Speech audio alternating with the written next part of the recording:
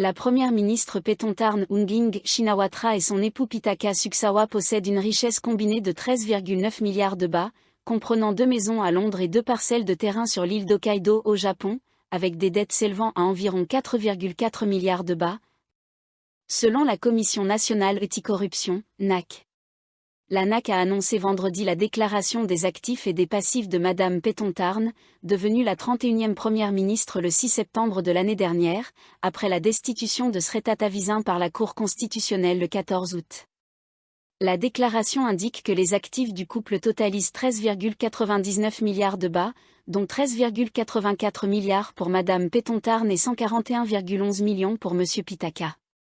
Leurs enfants détiennent des actifs d'une valeur de 500 000 bahts. Leur dette totale s'élève à 4,44 milliards de bahts, dont 4,43 milliards pour Madame Paetongtarn et 1,17 milliard pour Monsieur Pitaka. La première ministre, âgée de 38 ans, a déclaré un revenu annuel de 265 millions de bahts, comprenant un salaire de 3,40 millions, des dividendes de 259,26 millions, des intérêts de 2 millions et des revenus locatifs de 890 000 bahts.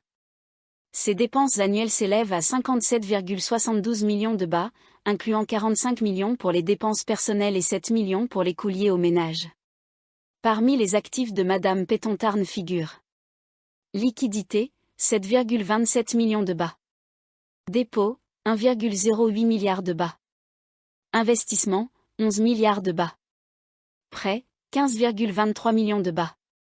Parcelles de terrain, 724,92 millions de bahts. Propriété, 168,61 millions de bahts. Véhicule, 66,77 millions de bahts. Droits de concession, 358,78 millions de bahts. Autres actifs, 416,63 millions de bahts.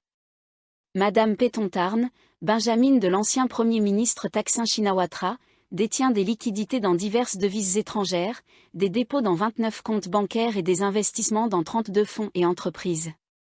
Ces biens incluent 12 parcelles de terrain, 3 dans la province de Pathum Thani, évaluées à 9,9 millions de bahts, et 2 sur l'île d'Hokkaido, achetées le 15 décembre 2019 pour 15 millions de bahts chacune.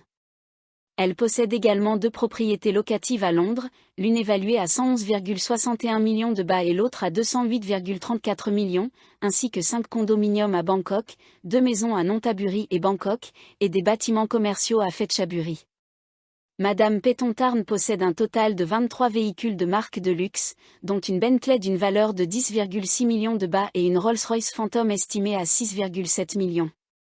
Parmi ses autres actifs, on trouve des lingots d'or pesant 75 bahts, d'une valeur d'environ 3 millions de bahts, 75 montres de luxe estimées à 162 millions, 9 figurines Bear-Brick évaluées à 1,9 million, et 217 sacs de luxe d'une valeur de 76,65 millions de bahts.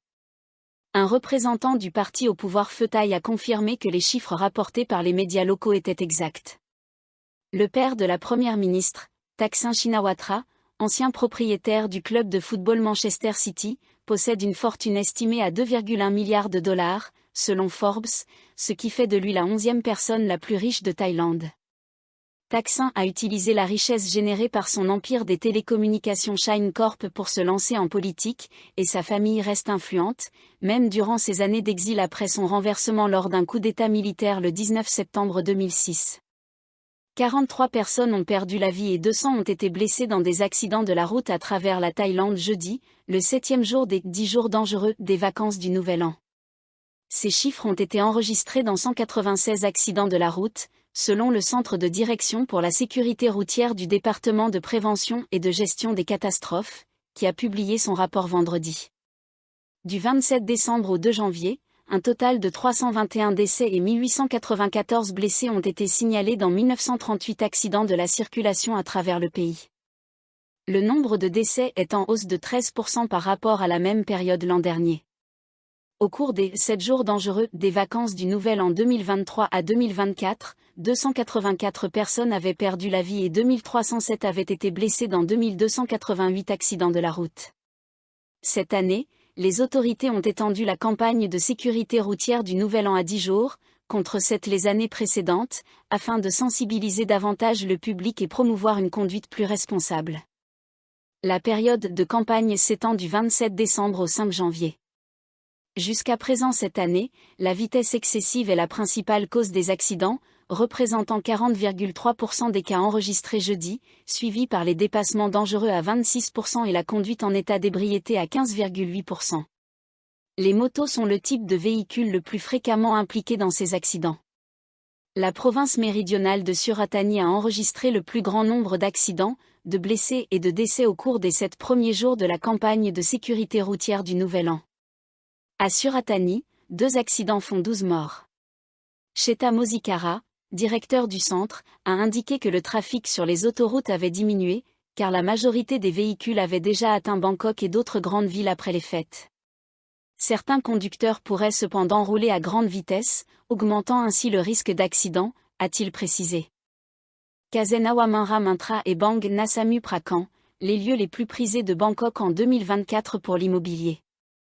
Kazenawamanra Mantra et Bang Nasamu Prakan se sont distingués comme les zones les plus demandées de Bangkok en 2024, figurant parmi les 3 à 5 premières pour les maisons individuelles, les maisons de ville, les condominiums et les résidences de luxe. Accessibilité et connectivité, des facteurs clés.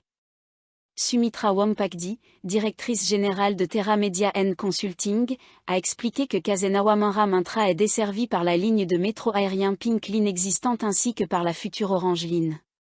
Bang Nasamu Prakan est également populaire en raison de sa proximité avec l'aéroport de Suvarnabhumi et des pôles d'emploi clés tels que les zones industrielles, suite à des investissements étrangers importants dans l'industrie électronique, a-t-elle ajouté. Ces atouts ont stimulé la demande pour les maisons individuelles, les maisons de ville et les résidences de luxe, tandis que la Kraban, située à proximité, a enregistré une forte demande de condominiums de la part des étudiants et du personnel de l'Institut de technologie du roi Mongkut à l'Kraban, en pleine expansion. Condo, une croissance significative. Selon Terra, Bang Nala Kraban a été le lieu le plus prisé pour les condominiums au cours des 9 premiers mois de 2024, enregistrant un taux d'absorption par projet de 19 à 31 unités par mois, grâce à sa proximité avec l'université et les zones industrielles. Le prix moyen au mètre carré était de 69 000 bahts, soit une augmentation annuelle de 12%, la plus forte croissance du marché. En deuxième position, Ramkhamhaeng Bang Kapi a affiché un taux d'absorption de 15 à 29 unités par projet par mois, en raison de l'interconnexion des lignes de métro. Le prix moyen était de 105 000 bahts, en hausse de 4,9% sur un an. En troisième position, Rangsi Kukot, avec un taux d'absorption de 13 à 29 unités par mois et un prix moyen de 67 000 bahts, en hausse de 2%, grâce à la proximité des universités et du ski-train. Kasera Mantra arrive quatrième avec un taux d'absorption de 12 à 18 unités et un prix moyen de 85 000 bahts, en hausse de 3%, principalement grâce à son accès au métro. Maisons de ville, une demande croissante en périphérie. Les maisons de ville ont connu une forte demande dans les zones périphériques de Bangkok, notamment Ramantra Minburi, la demande la plus forte, grâce aux lignes Pink et Orange, avec un taux d'absorption de 7 à 12 unités par projet par mois et un prix moyen de 2,89 millions de bahts, plus 7,8% sur un an. Bang Kaephet Kazem, deuxième position, avec un taux de 7 à 10 unités et un prix moyen de 2,99 millions de bahts, plus 2,3%. Bang Nabangbo, troisième position, bénéficiant de la proximité des zones industrielles de Bang Phli et Wellgrow, avec un taux de 4 à 9 unités par mois et un prix moyen de 2,49 millions de bahts, plus 1%. Maisons individuelles et de luxe, une dynamique solide. Dans l'ouest de Bangkok, Bang Yai Bang Buatom a dominé la demande pour les maisons individuelles, notamment autour du centre commercial central Westgate, avec un taux d'absorption de 3,1 à 6,7 unités par projet par mois et un prix moyen de 4,99 millions de bahts, plus 4%. Le marché des résidences de luxe, comprenant des propriétés de plus de 30 millions de bahts, a également explosé entre 2022 et 2024, avec 998 unités issues de 34 projets lancés au cours des 11 premiers mois de 2024. Les zones les plus prisées incluent Bang Kaesala Yaratchapruek, Kazenawamanra Mantra, et Samu Prakan Bang Nala Kraban, enregistrant des taux d'absorption allant de 0,8 à 2,5 unités par projet par mois. Nouvelles énergies, intelligence artificielle, IA, et tokens numériques, les tendances d'investissement phares pour 2025.